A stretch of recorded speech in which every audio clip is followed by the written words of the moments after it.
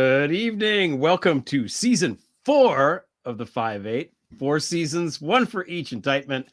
On this show, we discuss 5 of the week's most fucked up topics for 8 minutes each. So 5 topics, 8 minutes, 2 hosts, 1 guest, some singing, a lot of curse words, and as many cocktails as we deem necessary. LB, how are you? I'm so well. How are you? I am also well. I think before we start, give it up, Yes. Chunk, for designing that new intro. And it's New club, it's so new good. club. It's our new Yeah. bar. There's a piano bar. We have new lights. It's amazing. It's expanding. It's in some exotic city now, apparently. Also, shout out to all of us for putting so many people who would wind up getting indicted in our opening credits. I don't know. Maybe we know what we're talking about. Maybe just a little tiny bit. Yeah, so okay. We had 2 Fridays off. Yeah. There have been 2 indictments in that time. Yes. I don't know. Maybe we should just keep taking Fridays off. Keep taking it off. Let's keep adding on the indictments. I'm not saying, that the 2 things are related. We have a lot to cover. I mean, just some things that we're not going to cover just up front. Clarence Thomas, they found out he went on 38 vacations. Paid vacations, right? Which is 38 vacations is 8 more than the number of unindicted co-conspirators in the Georgia indictment. It's a lot. It's a lot of, It's a lot. That's not that much more. Yeah. Yeah. Yeah. When we really start adding things up. And then there's this like Ken Cheesebro guy, which I described him this morning as stayed, and then it turns out he was like at J6, like with Alex Jones and all this stuff. Yeah. Are we sure that he's not a Ken from the Barbie movie? That's my question. I don't know. Well, I haven't seen the Barbie movie yet. I haven't know. had a moment, and I know you want to talk about it. And I'm not you going to might talk have to about it. wait till next week so I'm we not can going to talk talk about about this together. I think he's going to go to the MAGA Dojo Casa Big House. Is what's going to happen to that. Is that what's going to happen? That's what's going to happen. Is it pink? No, it's not orange. Pink. It's equine. It's equine. Yeah. Oh. Yeah. So, but the last thing I wanted to ask you before we get into the nitty gritty, before we get into the topics of the show, in the Georgia indictment, it actually says that the Trump, organization is a criminal organization, a criminal enterprise. It says. So I thought, who's been saying this for such a long time? You had a 3-letter word for this sort of thing. I can't remember what it is. I don't know. So how did you feel when you read that? I mean, I felt a little bit like Hillary. I'm smiling. There's a level of satisfaction, but there's not shade and fraud. It's, it's absurd. And I think a little bit of it, or a lot of it is there's a frustration that it takes all of this just to have the discourse, the people with the big platforms and the broader discourse say that out loud when it's been right there in everybody's face with plenty of evidence for years and years and years and years. So it doesn't feel like something that, I have a little ownership in that, but it's not like that. I don't know how to describe it other than,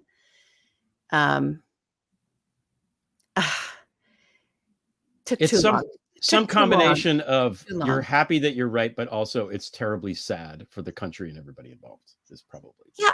I never, but there was no question of whether or not there was correctness in what you're looking at, when, from everything. Yeah. That's why I sourced it all to the nines for as many years as I did, of like saying, this man is in organized crime.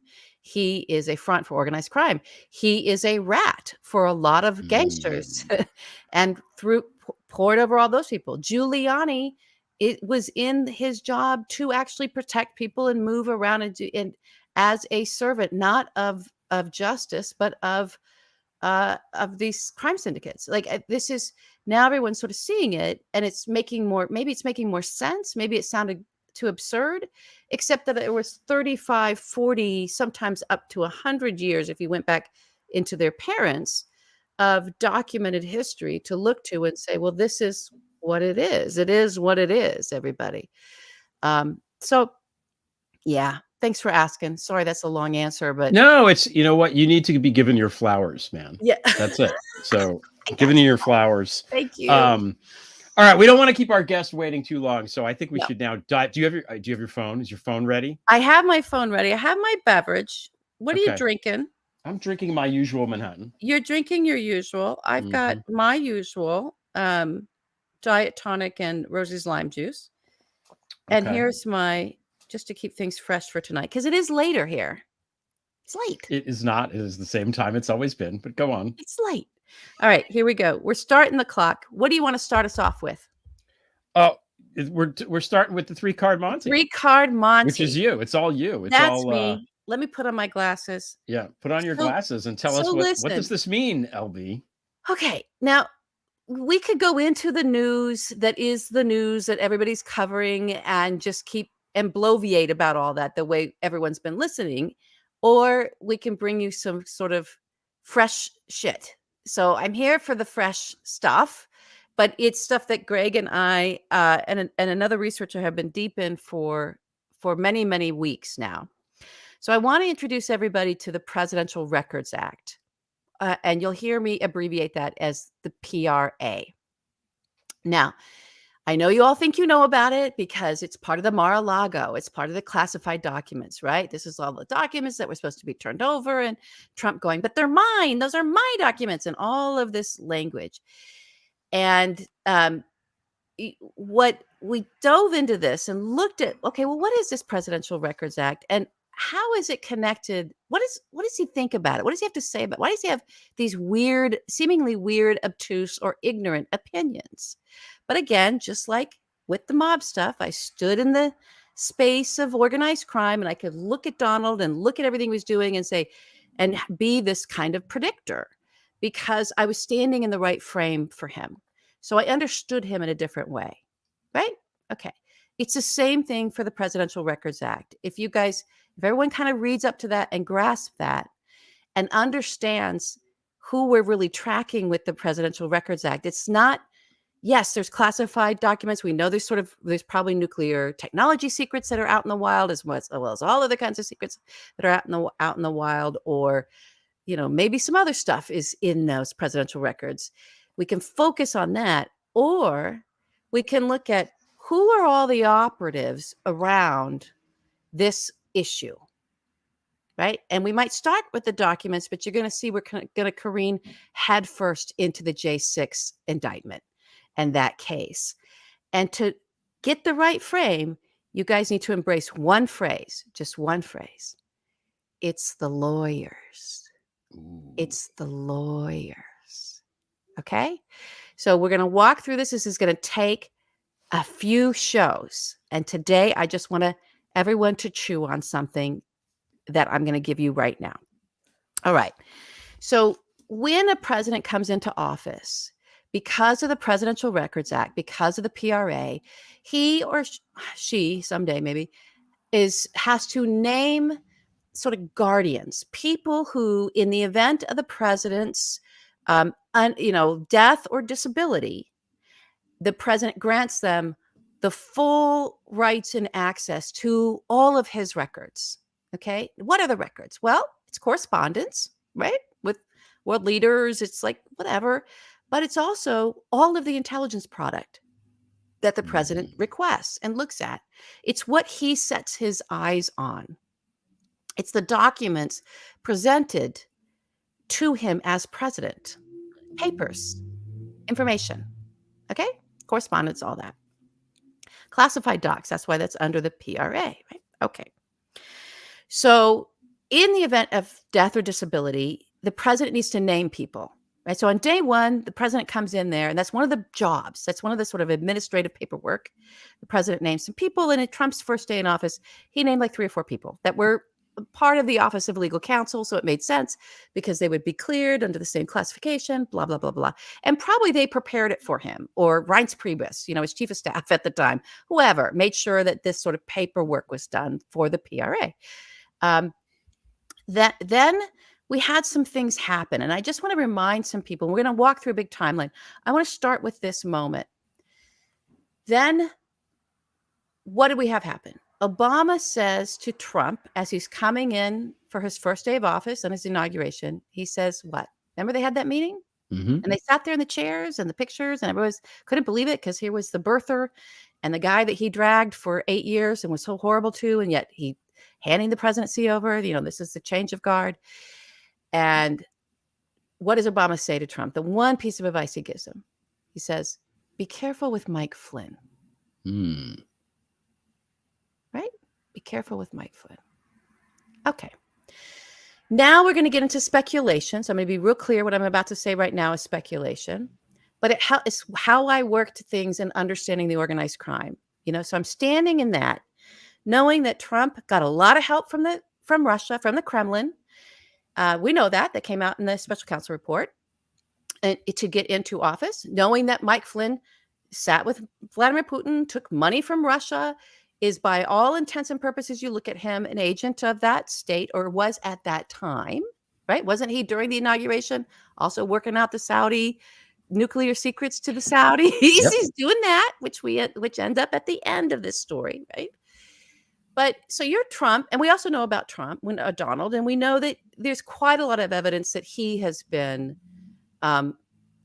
anything from a clueless tool to a full-on operative for the Kremlin since back in the Soviet era, right? We had all that great, incredible reporting coming out of Craig Unger and others who looked into his background and how he might have been compromised early on with actual KGB agents, former intelligence officers, head of the DC bureau, saying, yep, he was one of ours. So, a lot of that. All right. So this is, again, speculation land, because I don't know how you prove a spy is a spy until you indict him for being a spy, for espionage, which he might be indicted for. So Obama's saying to him, be careful, Mike Flynn. Mike Flynn is your thing. You're Donald. You're his. What do you think Donald wanted to know? This is speculation coming into that office. He probably wanted to know, what the fuck did Obama know about Mike Flynn? Because he's just sort of vaguely warning. Careful of this guy. What? Why? What do you know? What do you know? So now you're Trump. You come into the office. He wants to know. Well, what's he going to be told by the Office of Legal Counsel, by the people who drafted his little letter, and they're the people responsible for the presidential records? What's he going to be told by those lawyers? Well, those are Obama's records. It's in his records. You can look, but those are his records. And you're Trump. You're new to this whole presidency thing. You're new to everything. You're new to any kind of thing. It's not that Trump isn't curious. People say he's incurious. He's curious about when he gets told no, or there's something that he doesn't get right away. He's very curious. He wants to know how he can tear all that apart so he can get his hands on whatever the fuck he wants, right? So you're Trump, and you're like, no, what do you mean Obama's records? And then it gets explained to him what the Presidential Records Act is, what it does, what it means to the presidency. It's not that he couldn't get himself on it. It's that there's a process, because those papers, right? And we'll get someone on to explain all this for us, guys, for the PRA. All right. So I just put a pin in that, because I feel like that's a very plausible, if not 99%, that scenario happened. And then we think about all of the language that flowed out from there, right? Obama spying on my campaign. Like all this stuff, as he's getting information, as he's getting all of this, right? Remember all that? There's a deep state, and Obama buried all this information deep in the blah, blah, blah. All right. Well, that would have been under the PRA. Obama would have used the tool of the Presidential Records Act in order to do that if that reporting was accurate.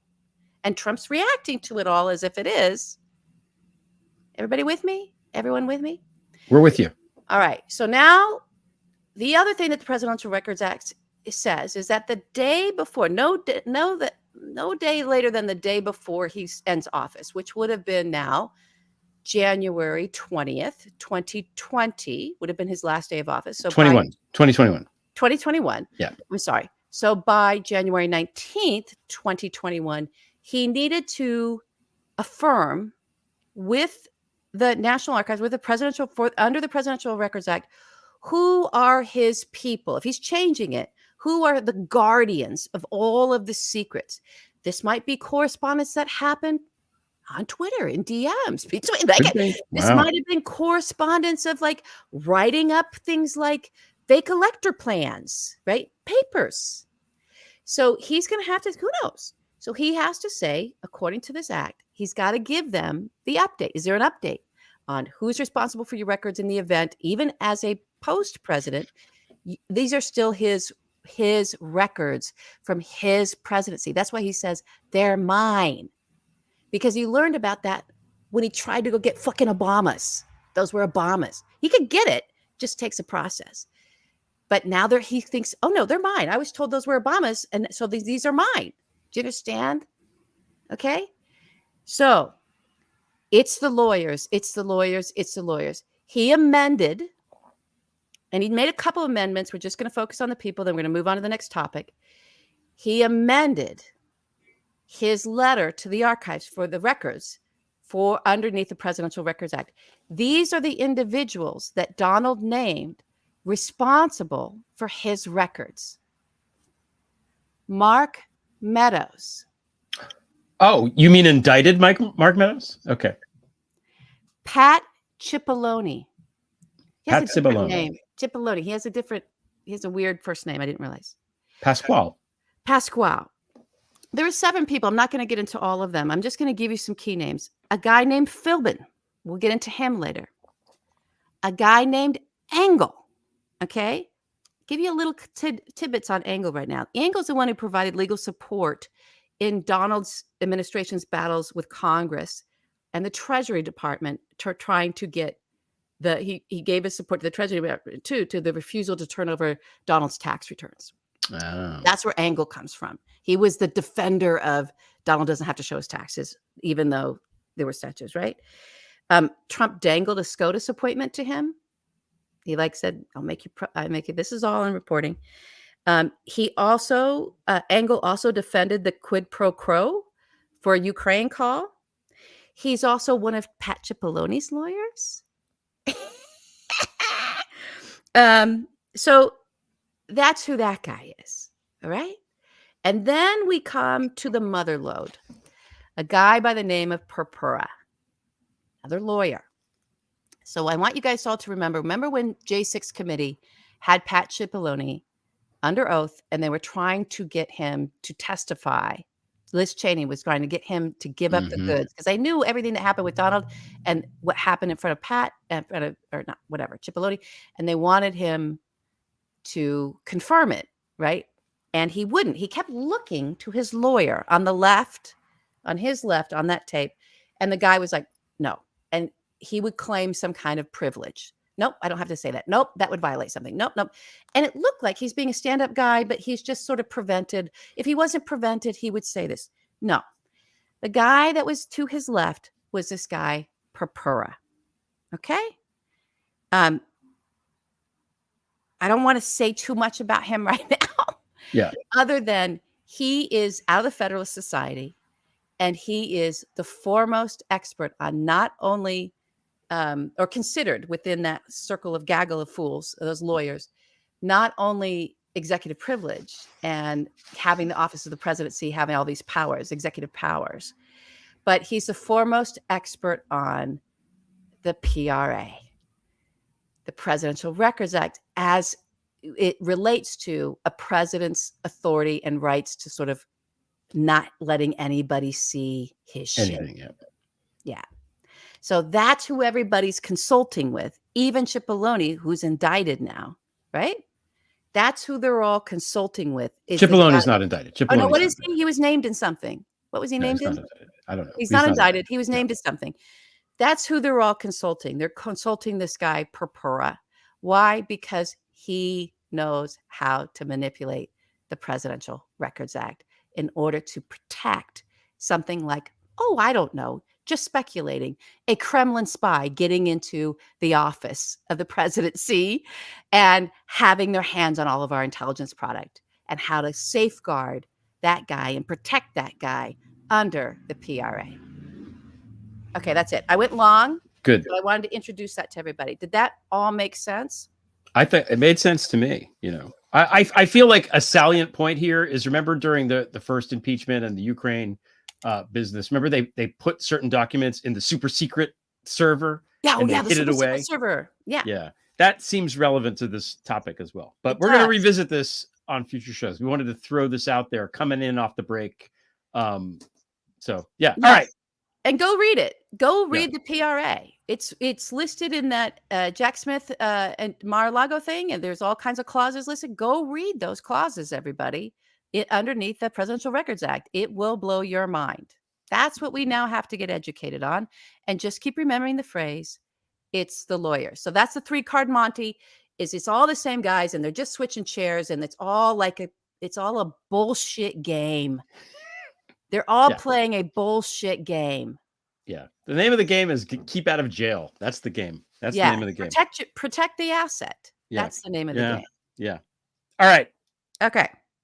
I went two segments too long. I'm going to go 8 minutes. We're going to keep this is long too, but I'm going to keep it to 8 minutes. Okay. From hell or high water. Thank you. I want to talk about this is called The Great Schism, the second topic. It begins with a forthcoming article in the University of Pennsylvania Law Review called The Sweep and Force of Section 3. And I want to read from the abstract of this. Again, I'm reading. Section 3 of the 14th Amendment forbids holding office by former office holders who then participate in insurrection or rebellion. It continues. First, Section 3 remains an enforceable part of the Constitution, not limited to the Civil War and not effectively repealed by 19th century amnesty legislation. Second, Section 3 is self-executing, operating as an immediate disqualification from office without the need for additional action by Congress. It can and should be enforced by every official, state or federal, who judges qualifications. Third, to the extent of any conflict with prior constitutional rules, Section 3 repeals, supersedes, or simply satisfies them. Fourth, Section 3 covers a broad range of conduct against the authority of the constitutional order, including many instances of indirect participation or support as, quote, aid or comfort. It covers a broad range of former offices, including the presidency.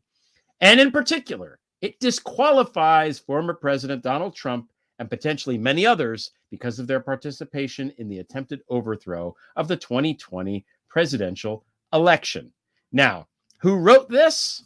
What tree-hugging liberal wrote this? Oh, you'd be wrong, because the authors are law professors William Baud of the University of Chicago and Michael Stokes Paulson of the University of St. Thomas. They are conservatives in good standing with, the Federalist Society. So now I'm going to read excerpts from a piece by Adam Liptak in the New York Times of this week.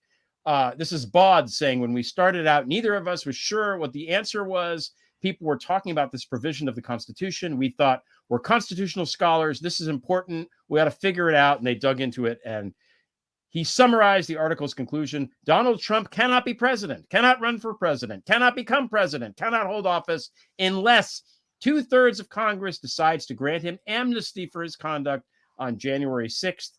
Again, the professors are active members of the Federalist Society, the conservative legal group, and proponents of originalism, the method of interpretation that seeks to determine the Constitution's original meaning.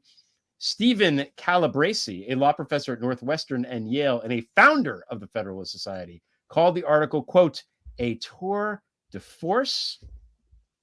The provision's language is automatic, the article said, establishing a qualification for holding office no different in principle from the Constitution's requirement that only people who are at least 35 years old are eligible to be president. Calabresi said those administrators must act, quote, Trump is ineligible to be on the ballot, and each of the 50 state secretaries of state has an obligation to print ballots without his name on them. Wow. He said. Okay, now, I bring this up for several reasons. One, it's fucking awesome.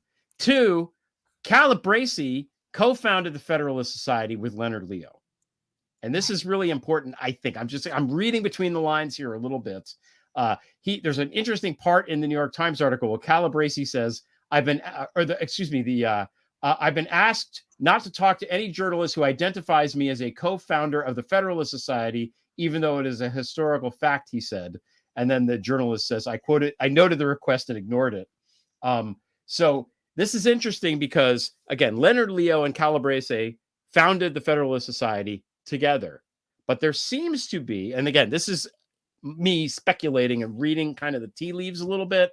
There is a schism, a great schism, to use a Catholicism word, between these two founders, it seems to me, because Leonard Leo had to take a step back from the Federalist Society when he started like working closely with Trump and taking all that money. And this appears to be, and again, the authors of this piece have no bearing on this, but the fact that Calabrese is in that article and quoted like that suggests to me that he's trying to, you know, put some distance between the Federalist Society and him and Leonard Leo and the weirdos. And this is a good thing for a lot of reasons. I think, first of all, if the fucking Federalist Society originalist, you know, brain trust is arguing that Trump shouldn't be president, he ain't going to be president because he can't. He just can't any more than somebody who's 25 can. So fuck off, Donald. A. That's A. They can just be, you don't have to do anything. He's just not allowed to. Okay. That's the first thing. And then is this an attempt to bring the Federalist Society back into people's good graces? Because I think that Calabrese probably, I would be if I were him, would be worried that this weirdo Leonard Leo has alienated so many people, and that the Federalist Society is portrayed now around in the country as being nefarious and corrupt and in bed and in league with big money, dirty money, and fascists. And maybe they don't want that. Maybe they just want to be conservative. We need to have conservative. There's nothing wrong with being conservative if you're not a fascist, right? So maybe this is a sign that, you know, like the rocket jettisons pieces it no longer finds necessary, that these guys are trying to jettison Leonard Leo. In the meantime, and just to bring this home in a way that isn't, you know, kind of pie in the sky and theoretical, you know, this week there was the 13-year-old rape victim in Mississippi had to give birth. And this is just awful on every level. And this is the legacy of Leonard Leo. That is the legacy of right now, the Federalist Society. It's the legacy of Sam Alito. It's the legacy of Clarence Thomas. And it's the legacy of all of these people that helped overturn Roe. That's the legacy. A 13-year-old girl who didn't even know how babies were made, according to the article, was raped and is forced to have the baby. So congratulations, Leonard Leo. Congratulations, Sam Alito. Congratulations, Clarence Thomas. This is on you, you motherfuckers. I'm done. Love it. Congratulations, Calabrese. Yeah.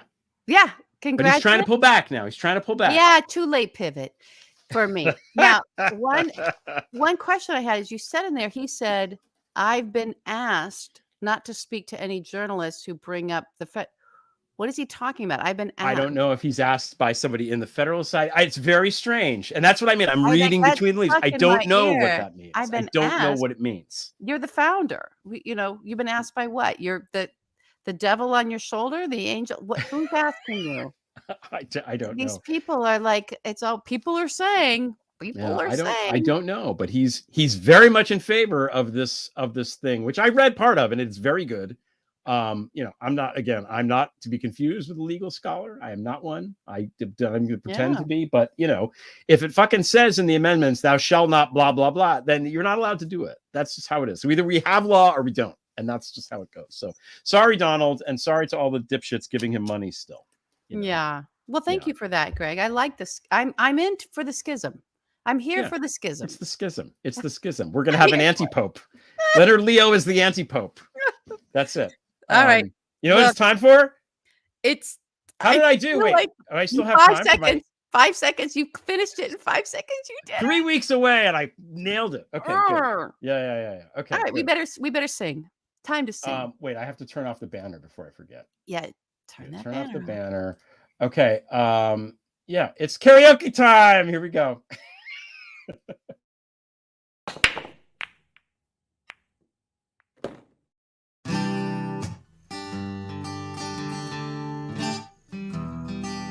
I remember when he was impeached the first time, saying this is it, he's overreached. Cause like Pelosi should have done it in 19 when the Mueller report dropped, right?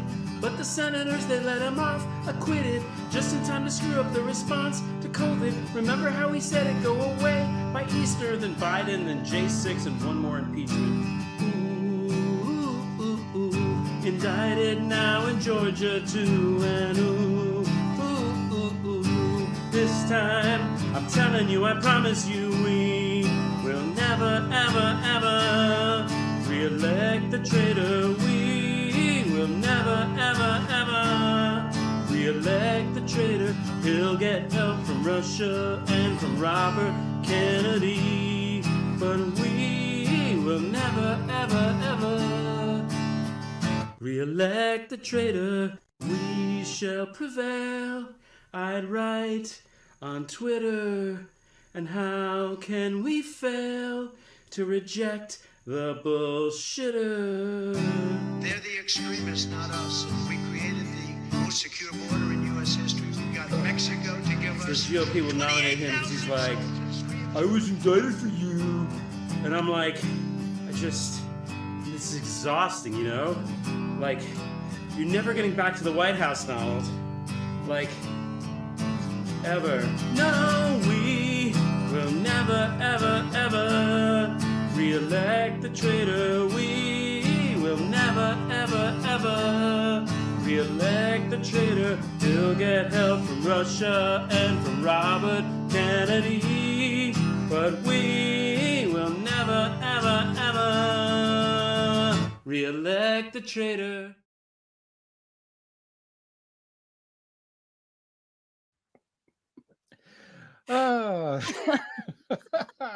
I felt like we needed something a little more current, even though that song's like what 15 years old or something. But yeah, It's fantastic. Yeah, it's Like, that just dropped into my email. Everybody, it's like, here you go, boom, and I was like, okay. I was listening Somebody to a mix had a that I good made time of off. songs of the 2010s during my break. I'm like, I have to do a pop song. So Yeah, there it I is. love Taylor it. Swift broke $2 billion or whatever in revenue on this tour she's on. It's like, Oh my goodness, it's boosting the Biden economy. Bidenomics also involves Taylor Swift. Taylor going on tour. Swift. She's going to have to keep this up into next year, I think. It's just going to have to keep doing it. Okay. We've All made right. our guest wait long enough. Oh, I have to put the banner back on. I always forget. Put it back on. Banner back on. Our guest is a historian of American political rhetoric. She's a professor of rhetoric at Texas A&M. She writes at Resolute Square. She's the author of Founding Fictions and Demagogue for President, the Rhetorical Genius of Donald Trump. Jen Mercieca. Hi. How are you? I'm doing very well, thank you. How are you? I'm good. I saw you dancing to the Taylor Swift, so it's good. You're allowed to stay. Yeah. So I didn't know that was Taylor Swift. I just thought it was groovy. Yeah. Okay. I wasn't sure if you were a Swiftie or what, you know. Maybe a little bit, but not enough to, not a real one. That goes in, that's in the bag. It's in the bag a little bit. So the first thing I want to ask is now, you know, we haven't even talked about this at all because we've been the last 2 Fridays we've been gone and there have been 2 indictments you know, since we last had a show. So what did you think about the Georgia indictment? What's your response to it? Did it feel different to you? Because it felt different to me. So I think that the Georgia indictment is different in that it's going to be televised. I feel like that's the main difference. And I'm a communication professor, so I'm going to say that kind of thing, but it's my bias. But I think the fact that we can see it means that that case, more than the other cases, is the one that's going to drive engagement, because that's the thing that's missing, you know, that we don't have pictures. Right. You know? So I really think that that case will be the one that everyone focuses on. And then I kind of love that there's all these, you know, co-conspirators that are indicted. I feel like, you know, get the whole team together and It's a great hold them all cast of accountable characters. together. Yeah. We have our new TV show ready to go, and there's plenty of players. Yeah, there's I feel some like there's a leading lot of characters. stories we could spin out of this, a lot of plot lines. The writers are doing a good job already with that. I mean, did you see the guys, Bob McBurney or something like that was the judge? Oh, he was really funny, that guy. I like that guy. I like his name. I like everything about it. So far, 2 thumbs up. He was making jokes and cracking wise, and it was. I mean, his name alone. Yeah. Just to burn him. He's McBurney. It doesn't sound like a real person. So now we have to pull this into your domain of rhetoric. So how is he using his indictments in his rhetorical strategy? Because he didn't have this at the beginning, and now suddenly he's got, as Chunk illustrated in the opening credits here, he's got 4 now, which seems like a lot. 4 different jurisdictions. So how have you seen him use that in his rhetoric? Yeah, so it really plays into his hero narrative and his martyr narrative. And so, his whole 2024 campaign has been, they're not after me, they're after you. I'm, the only thing standing in the way. I'm the only thing that's going to protect you from them, they. There's always been a target on my back, et cetera. So he's been saying that since 2015. He's always said that. And so now he can point to these indictments and say, look, see how I suffer for you? They're going to put me in jail for 1,000 years. But that's okay, because I'm going to keep fighting for you. It's very fascist. It's very, very fascist. And it really plays into the, Christo-fascist, white nationalist, whatever frame that a lot of his supporters have, right? They want to deify him, and he's providing them with lots of good deification material. I think I read that there's 400,000 small dollar donors, and that a quarter of them started donating after the first indictment. Yeah, so, like new donors. So he's making some money off of it, and I mean, there will be. I want to ask you this. There's a point where the rhetoric, there's a choice he's going to have to make. Am I choosing to just keep with the rhetoric and knowing that it's sending me into jail, or am I going to actually self-preserve? So it kind of it'll turn on him, this rhetoric. It's already starting to, with the threats and everything that he's been leveling at the law enforcement and the judges, and the stakes that he's raising with his rhetoric. He's raising the stakes into violence. So what do you have to share with us? What are your insights in that? What is the sort of Rubicon here that we're watching being crossed? Yeah, it's a lot, right? So he's always used threats. He uses threats, ad baculum is the rhetorical term. He uses threats and intimidation. He uses communication as a weapon, just in general, but he uses threats and intimidation, war rhetoric. He uses those things routinely to control the public sphere, to control people's actions. He's very comfortable using violent words, violent rhetoric. Pornographic with it, and it's served him well, heretofore, right? Like even his legal strategies, and you're way more an expert on that than I am, but even his legal strategies are very aggressive, right? He's always trying to delay. He's always trying to withhold, right? He's always defiant. So there's that. But then there's the hero narrative, right? And the martyrdom. And I mean, Hitler went to jail, right? And that's part of the thing, right? That's part of the story. I suffer for you. Wrote Mein Kampf while he was there. And, there's similarities there. I think Trump is more afraid of going to jail than anything. But I don't see him changing. Like, he's not going to be like, yeah, you got me. And he's not going to be contrite.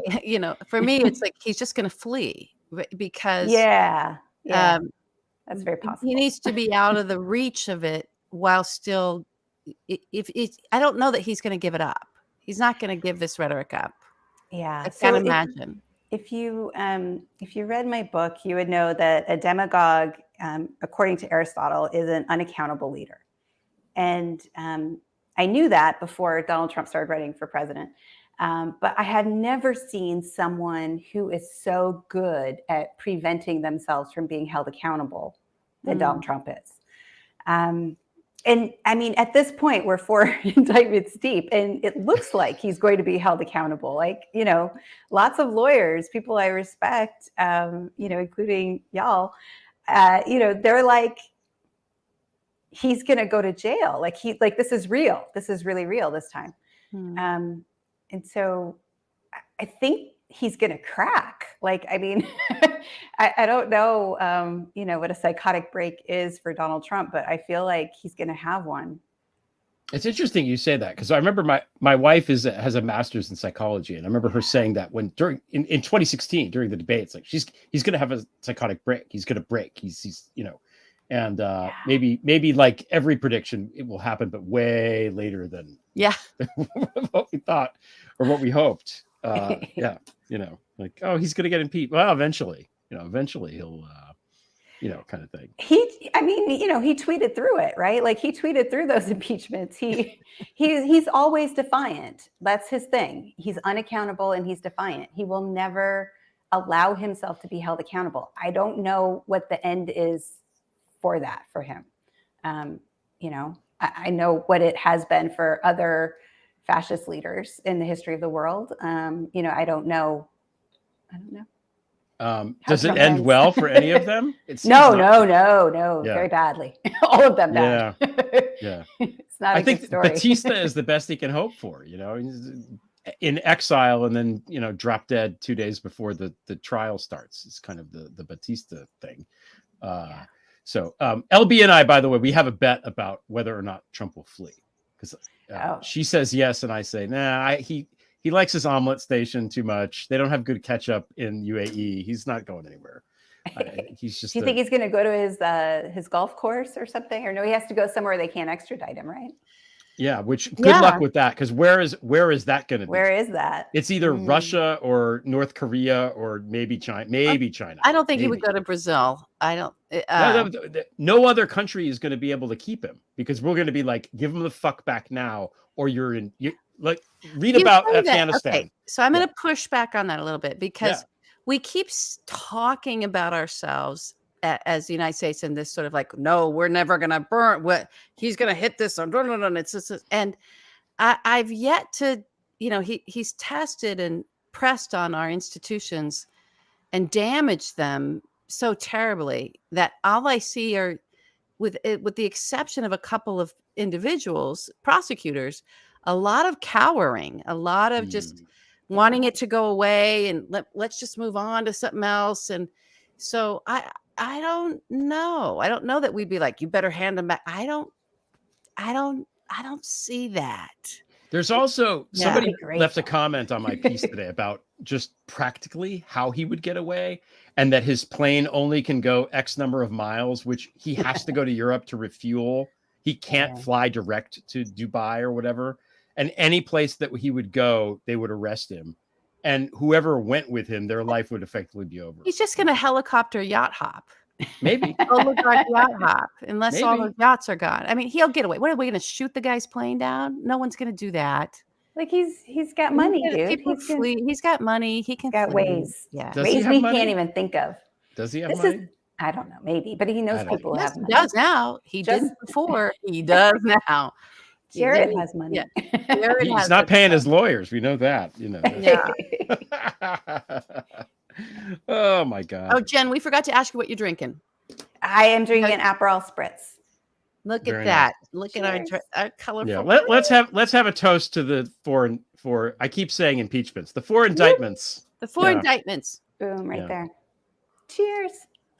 Yeah. Yay. Oh my God! If there's a fifth indictment, we also have a rule on the show that when we say fifth, you have to drink, like because Eastman pleaded fifth. If there's a fifth indictment, we're really gonna have a problem with this.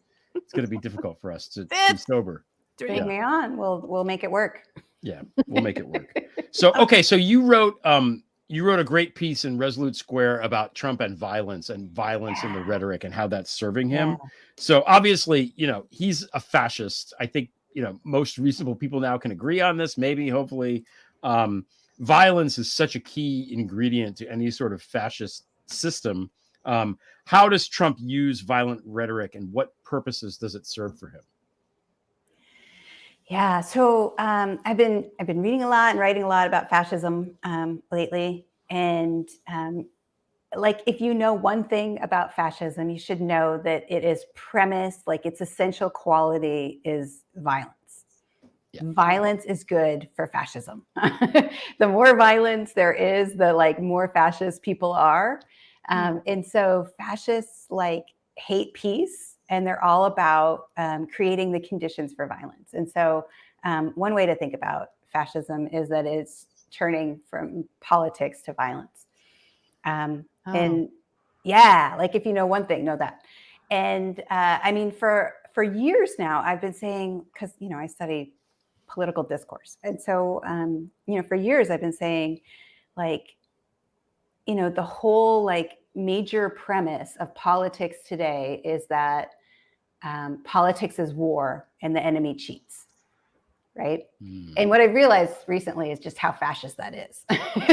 So I didn't know that, you know, in 2015, 2016, I knew that that was the major premise, but I didn't really understand how fascist that is. And that is essentially fascist, right? Because it contains within it an entire narrative, the entire fascist narrative, which is, you know, that it's war.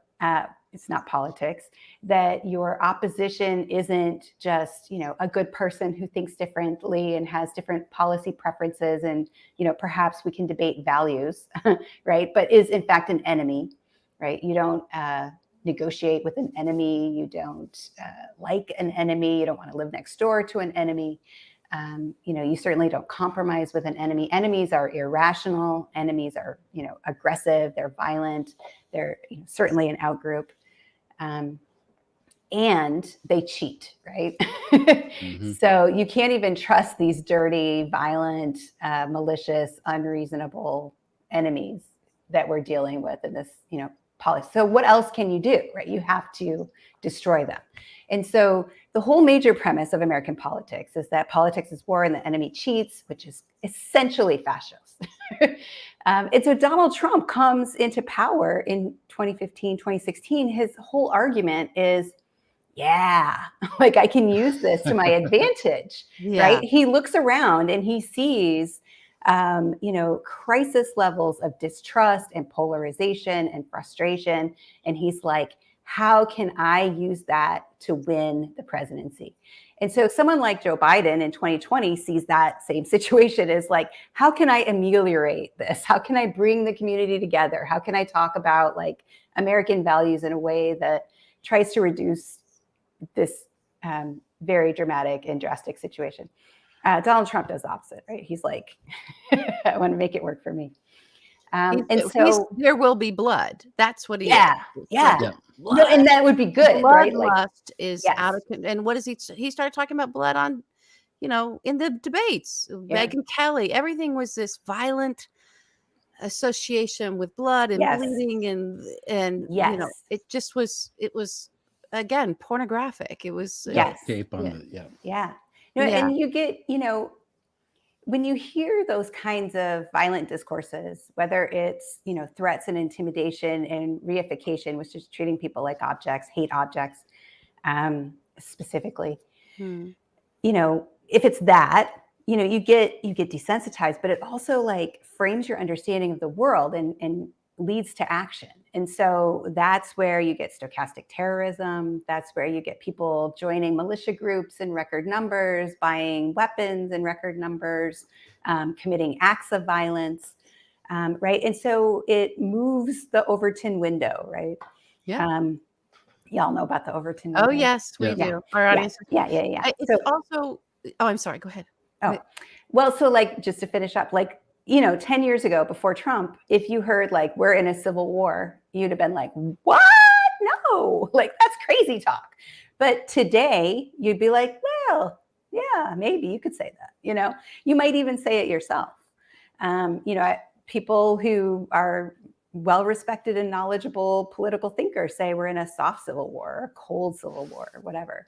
And, you know, that is the proliferation of the fascist rhetoric. It's almost as if he's so good at this. He had a little bit of coaching and training and maybe even a communication back channel helping him, you know, massage his rhetoric, refine his rhetoric, wield it as the weapon that it became. I would love to know. I mean, I know people fed him things, talking points, ideas. I know that the white nationalists helped him a lot in 2016. I know that, Russia and the WikiLeaks helped him a lot. Like, I know some of that stuff, but a lot of it, I think, is innate to him. And he may have, part of it's marketing, right? Like the stuff that he does that brings him closer to his followers is a lot of marketing bullshit. It is. Which he knows about. He also was raised by mob bosses.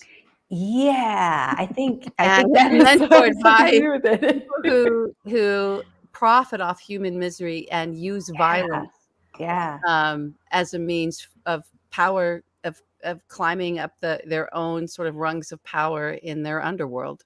Yeah. So it's also the language of organized crime. Yeah, that makes a lot of sense. That makes a lot of sense, actually. Yeah. I'm gonna think about that some more too, because that makes a lot of sense. Yeah. Well, just in case people don't know what Overton would do is here. Oh, great. Thank you. Thank you, Evo. So one thing that came to mind that maybe helps tie this back around to our first two segments and, possibly the end times in our last segment is, and you landed on that term Christofascism as well. I'm wondering, when it comes to fascist movements and fascist leaders, how important an existing belief set is to appropriate and twist and pervert, because you have all the believers, right, that can become part. So, and I was thinking, because I can't remember the publication. I'm sorry, everybody. I didn't even think I was going to talk about this, but I've caught very little sort of cable news.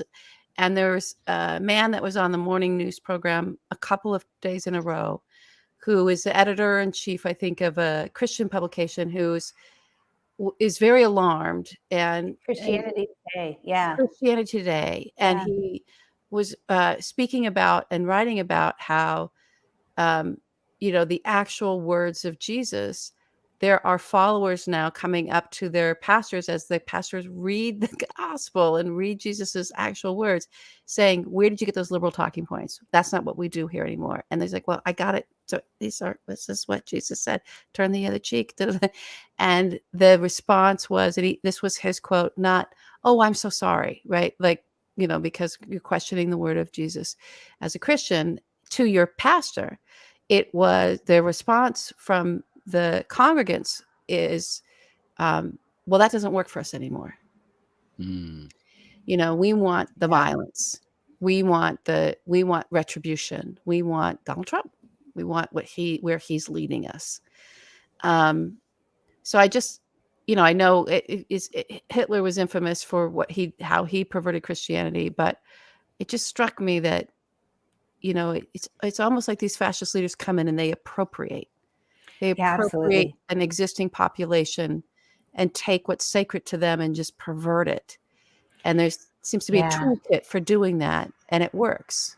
Yeah. So if there's two things that you learn about fascism tonight, the first one is that it's essentially violence, right? Violence is prioritized. It's the best thing for fascism. The second thing is it is absolutely anti-democratic in the sense of being hierarchical, right? Fascism loves what used to be called the great chain of being, right? Which is where like some peoples are better than others, and so that could be Aryanism or whatever for Hitler, could be being Italian, whatever for Mussolini. Yeah. For Trump, it's being a Trump follower, like a fan, right? You're the real American. You're like, you're the height of American exceptionalism, like him. And all of that works based on the logic of authoritarianism. And if you've read any of the political science, social psychology, even cognitive science, really different fields, research authoritarianism and authoritarian personalities, it's fascinating stuff. We raise people to be authoritarians, right? So like if you were a slaveholder in the South you were a despot, right? You were an authoritarian, and you raised your children in a very specific way to cultivate that despotism in them. The Hitler Youth, right? Same thing. You wonder why we're attacking schools right now. It's because we want to raise authoritarians instead of raising egalitarians, which is what we had been trying to do for, at least since people started to care about those kinds of things. But that was bad. So now we're not going to do that anymore. We're going to attack that. And so all of the things that Trump does to like replace himself as Jesus and like the Christian worldview or whatever of these folks, like it's all about taking advantage of their authoritarian impulses, their will to follow a strong leader and pretending that he is a strong leader, right?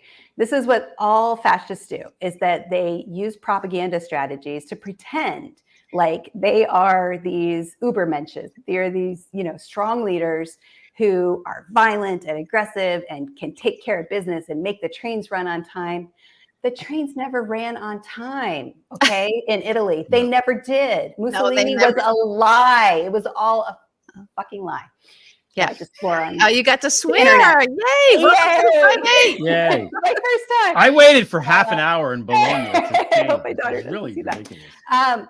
No, the trains never ran on time. That is a lie. Like fascists use propaganda to make us afraid of them, right? And this is why Trump uses all these strategies. Combined with wish fulfillment. Good at it. He's great at it. Well, if anything, I do think there'll be a reckoning with the continued pursuit of justice and the indictments. It just seems like because at the end of the day, the other thing that Trump identified himself as and is in the DNA of garnering this following and his cult is I'm a winner. We're the winners. Right. And once you start losing, every indictment is only ever lost. But those are losses where it's like, okay, there's going to be a point where more and more people just turn away. It's like, okay, we can't. They're going to want what he awakened in them, more than they want him. Yeah.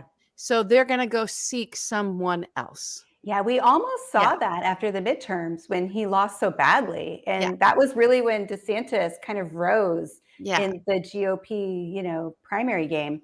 But then he got it, He's just too weird. Yeah. Yeah. The trains don't run on time in Florida. They just don't, He can't even convincingly make the argument. And he shut down the trains to Disney, for God's sake. All It's kinds never of going to bad work. stuff there. It's bad. This authoritarian stuff also goes hand in hand with Leonard Leo and Opus Dei and the whole church and all this stuff, which is very much predicated on this, authoritarian system where, God forbid, if you question the authority, then you're either, a heretic or something. And, for centuries, if you did that, they kind of burned you, which was not fun.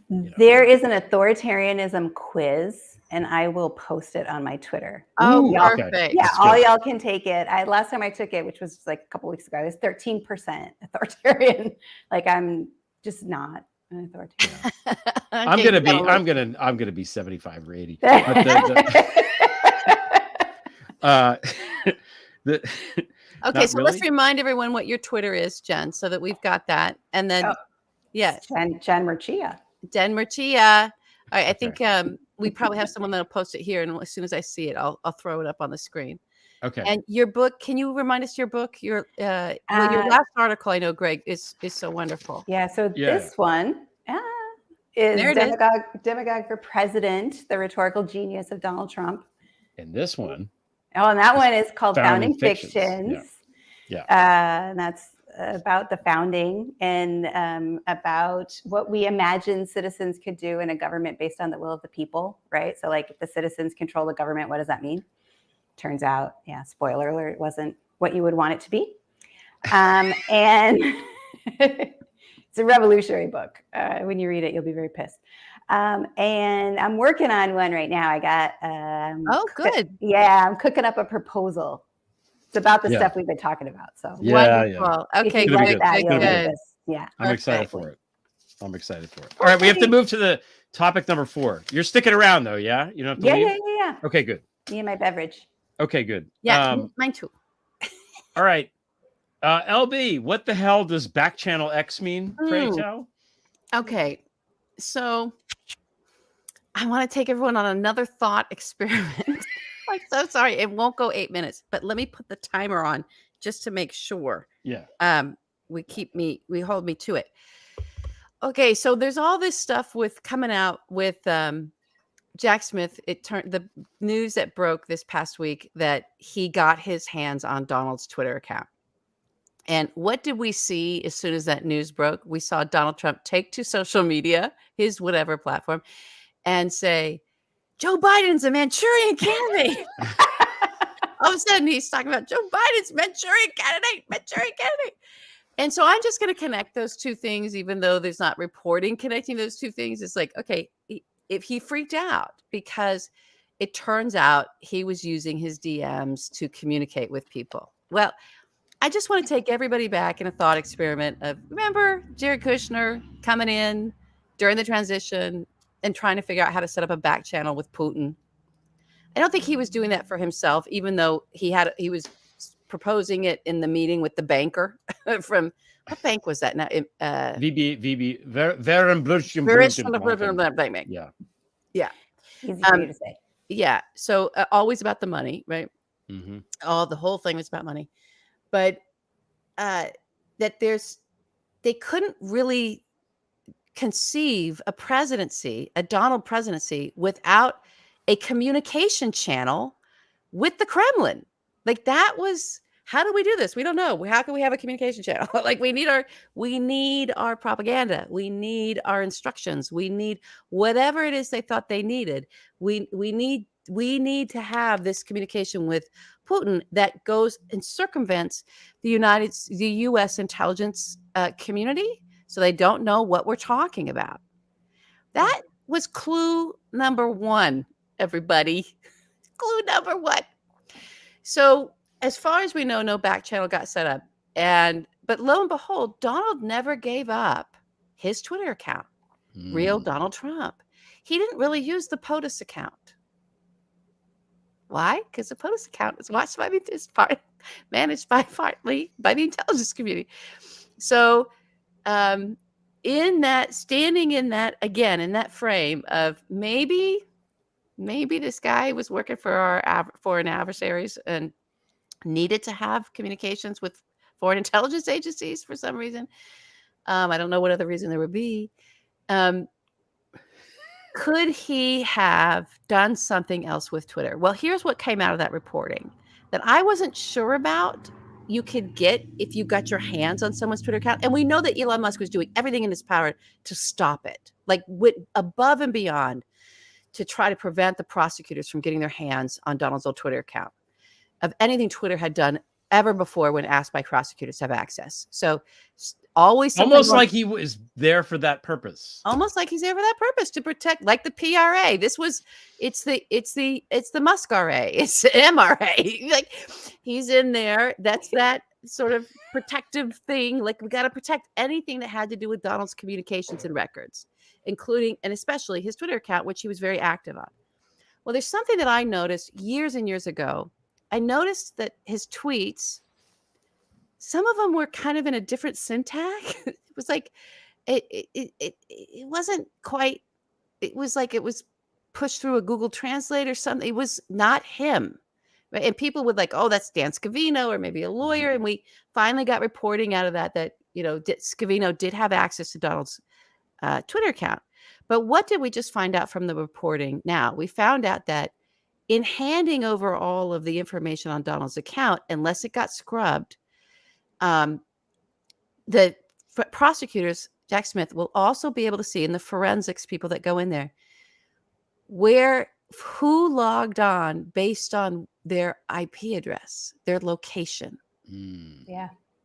So my question is, did Donald give access to his Twitter account to somebody located in, say, I don't know, Moscow, St. Petersburg, Riyadh, Minsk. And the reason I asked that is something that I picked up again years ago. I was looking at, there's something called, in an email, there's something called foldering. That is a way of having secure communications without transmission, right? So you don't want signals intelligence to intercept a transmission. So a technique was used with email, mostly by terror networks, also by spies. And General Petraeus. And General Petraeus his did it with his biographer, girlfriend because he knew about that from his work studying Al-Qaeda and studying the Kremlin, and spy agencies, where if you give someone else access to your email account, they can write an email in draft and save it in drafts, and therefore it's never transmitted. And then you log on and you can read in the drafts, and then you can delete it.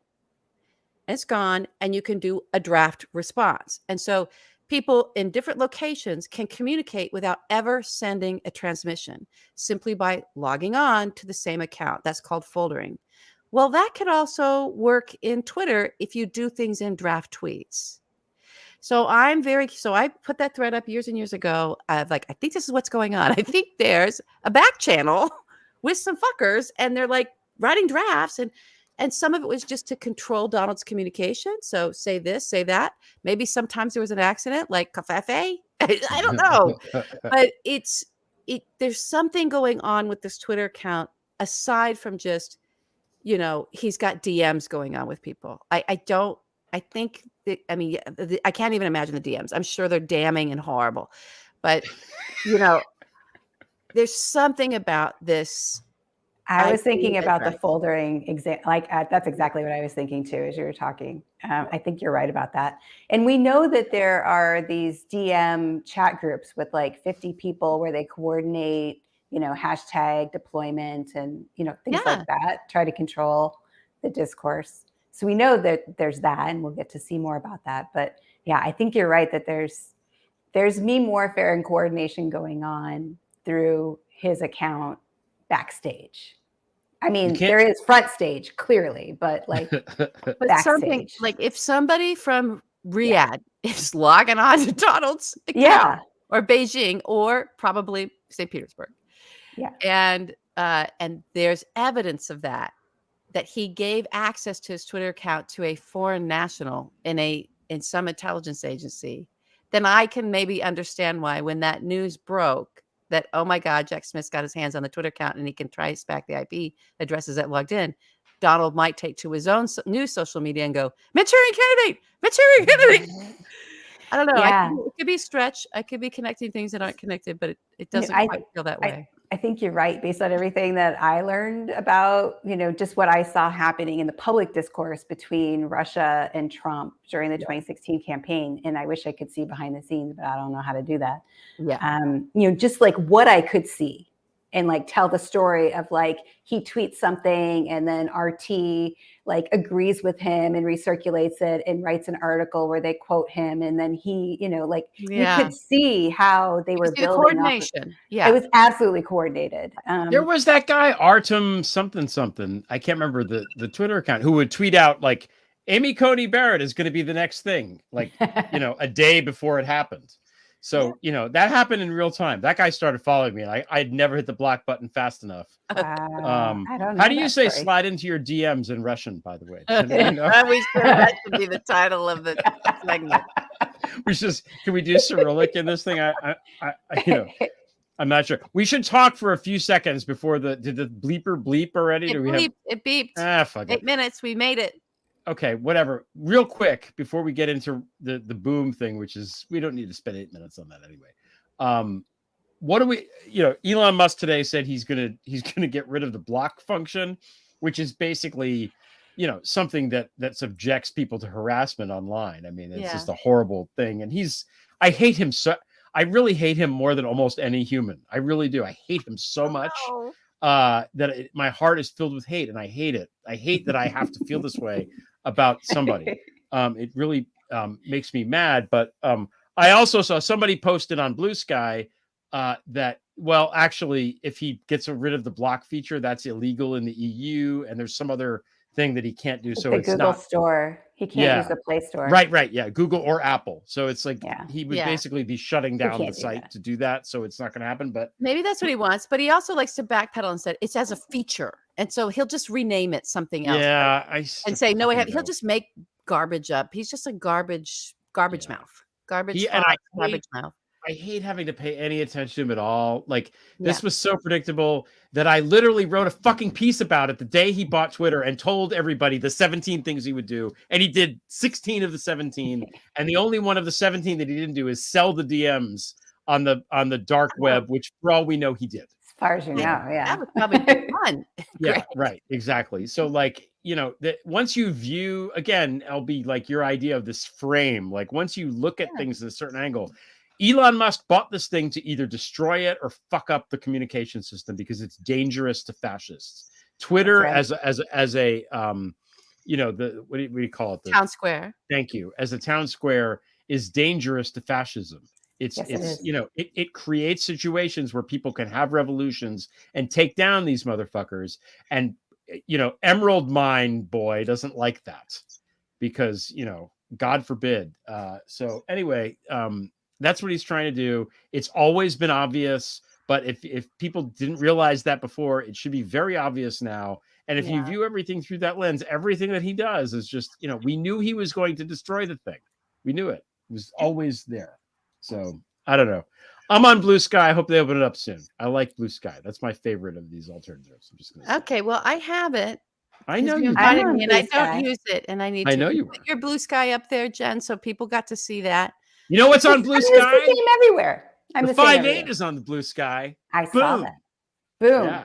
Yeah. The 5.8. No And hyphen or any of that shit. Just, you know, with the numeral 8 at the end. All right. Do we have any other announcements? This is our announcement space. We have an after hours. We have an after Oh. hours tonight, everybody. Yeah, for our members. You have to be a member. You have to be a paid member to come to the after hours. Fancy. It's like it's $2 cover charge basically. It's a speakeasy. Yeah, it's a speakeasy. I like That's speakeasy. exactly We should right. call it that. Yes. I like that. I'm good at branding too. Thank That's you. You are. Yeah. Good at rhetoric, man. You should study that. You should Or- study Somebody should rhetoric. pay me. Yeah, you should teach about that. You should teach about that. Well, I when you were Let's give it talking away before, for free. I wonder if like I was imagining Trump like taking one of your classes and what that would be like. And I think that should be like a reality show. I think that would be fun. Like here's the syllabus and him like puzzling over it and you know. What's a syllable? What is this? Hey, He you went says to he's Wharton. a genius. Come on. It's very stable. He's very stable. Okay. Jen, do you have any announcements? It's really hot here. You're in Texas, yeah? I'm in Texas. The heat Yeah. dome. The heat dome Heat dome. sucks. Well, that is a great segue into our next and a final segment. It's been like Okay. 108 It's a little for the video. last month and a half. No rain. Oh God. No that's rain. Not, Oh boy. Here we that's go. not good. Here we go. Bad. Here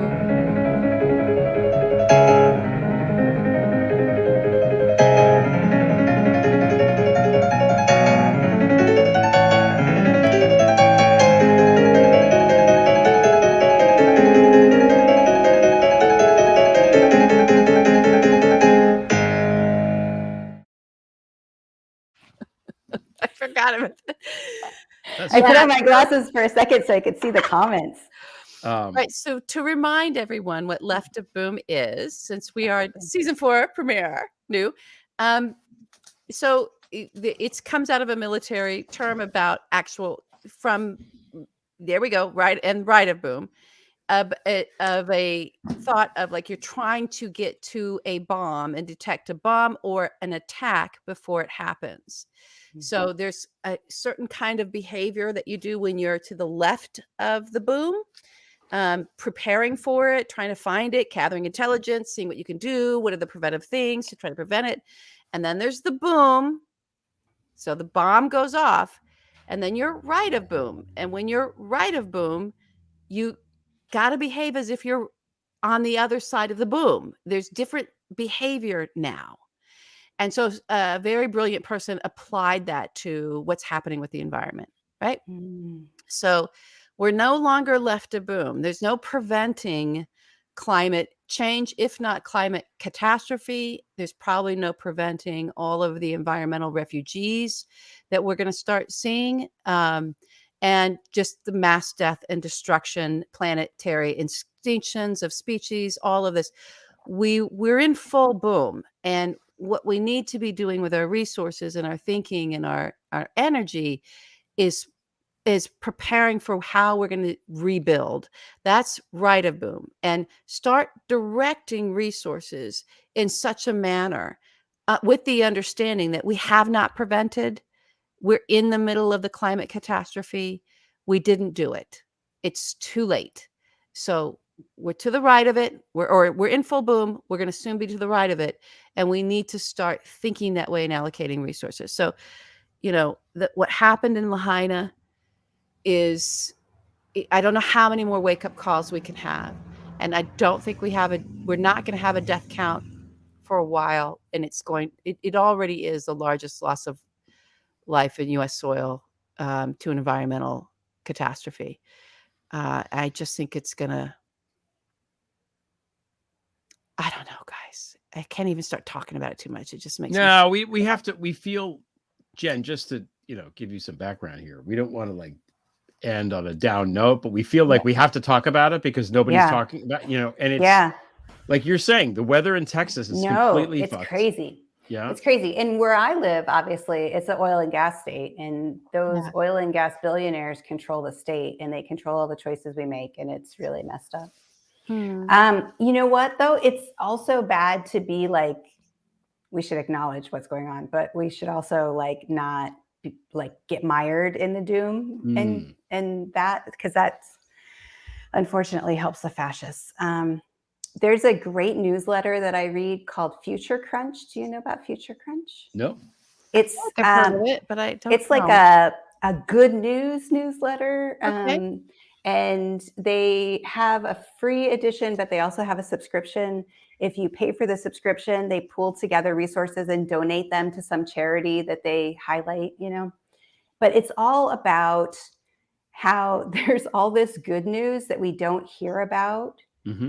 Because we have a negative news bias, right? So we pay more attention to like the threat or the scary thing. And so what they do is they pull from, I think they're based out of Australia or New Zealand, maybe Australia. They pull from the world's news sources and they pull out like, oh, guess what? They're getting rid of malaria here. And they didn't think they'd be able to do it so quickly, but look at, they have, or, China has so much more electric power than we thought that they could ever have, at this point. And, it's like going gangbusters or whatever. Like they just pull and they're like all over the world. These are the stories that you didn't hear about. And when you read it, you start to think like, oh, actually people all over the world are already Solving starting. problems. Starting. I think the US is the slowest, right? But starting to really work on solving problems. And I think that that's news that we should all pay attention to, because then we can support those efforts. And we can support it. That's the right of boom mentality. Yeah. So the right of boom mentality is to get out of denial, denial, stay away from this sort of the hamster wheel of thinking, oh, well, if we just all do this, we're going to prevent. No, it's too late. You have to, it's not that that's doom and gloom. It's that you need to be in reality. And when you're in reality and you're dealing with what's around, then you can make a plan. Yeah. You can make a plan, and suddenly you're left to boom again. It's just a circle. You're back around to where, okay, we're now, because we embrace where we are, we now know, all right, for the infrastructure, so to speak, okay, let's deal with the rising floods. We need to throw a shit ton of money there instead of, stuff that maybe, you got to prioritize. You're going to prioritize based on human life and population and, just I love honor that. the resources. Because the billionaires want to like colonize Mars, right? Like that's their plan. Please their plan go. Please is like, go. Just go we there. wrecked this planet, so like let's upload our brains or whatever consciousness to Mars and just start over there or whatever. I Well, don't they're like that done. idea. That's not going to work. It's not going to work. They're That's done. not for me. Yeah. So I think we really we got to work on this planet. Yeah, Anyway, that's so a Blade I'll Runner post show. a link to Future Crunch too. I really recommend them. It's a bright Thank you. ray of sunshine each week. Yeah, we need rays of sunshine, except Yeah. maybe not in Texas right now. Maybe we need rain. It's so Yeah. hot. The heat dome. They call it a heat dome. Heat dome. That's Well, has the power been okay? Because the power. The power has been okay. Yesterday, they asked us to conserve power voluntarily, but it's been okay so far. And I have lived here 20 years. It has never been this hot. wow. Like never been this hot. So wait, when they said to voluntarily give up power, did you stop mining Bitcoin or did you keep doing it? We turned off several of our air conditioners for part of the day. Okay. Yeah. Because in Texas, you have to have more than one air conditioner in your house. Yeah. In New York, you have to have more than one. Oh, really? Okay. So Yeah, I never experienced that in Illinois or California.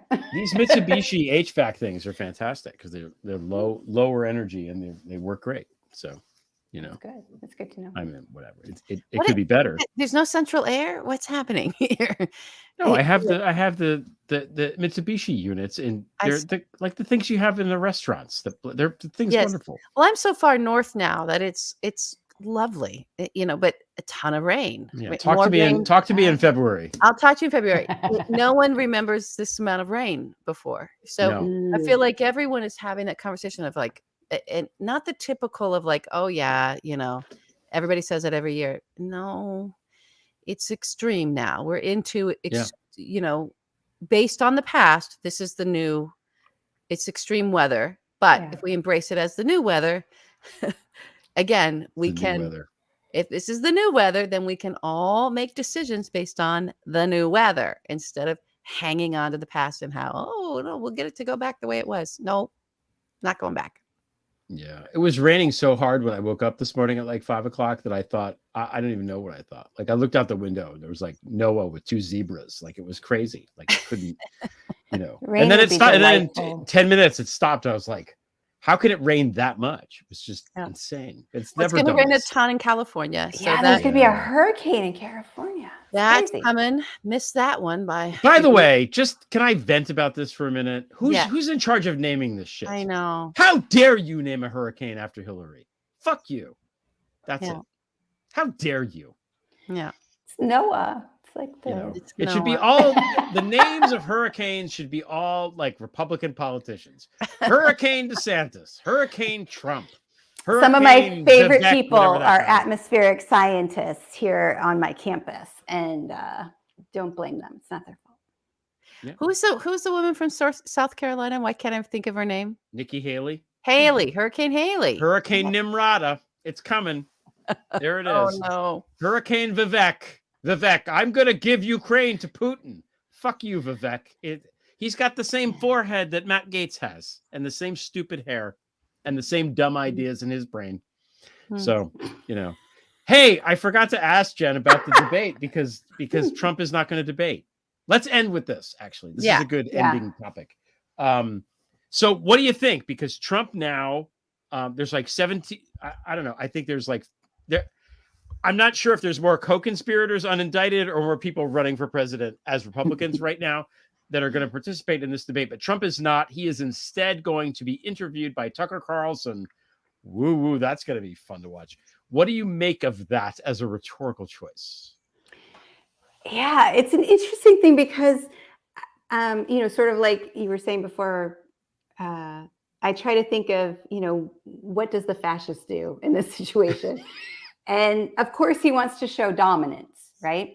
And so one way you show dominance, if you're Donald Trump, and this is what he has done historically, is you go to the debate and then you run over everybody, right? You complain about the moderator and their questions, you insult and attack the opponents, right? You show that you're like the alpha male or whatever that you pretend to be. And in doing that, then you get your authoritarian points and your audience is exhilarated and titillated and all's good, right? That's the typical Trump way to do it.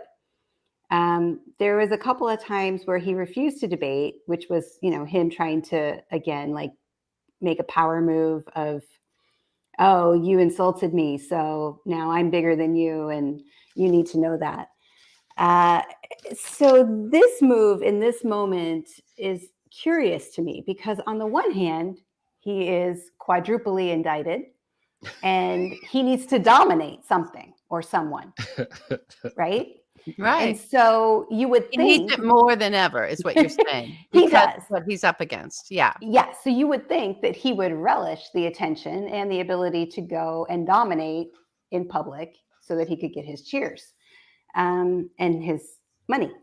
But instead, he's doing this Tucker Carlson thing, which I don't really see him dominating Tucker Carlson. I mean, Tucker Carlson is Tucker Carlson, but like he's not going to go on there with like the point of like, I will show you Tucker Carlson, like who's boss. And so I feel as though it might be a mistake for him in his fascist, spectacle to not do the debate. I think he should do the debate. I think you're right. I agree with this right here. I think he got legal advice. Don't do it. Because if you slip up and you say something, they can use it against you.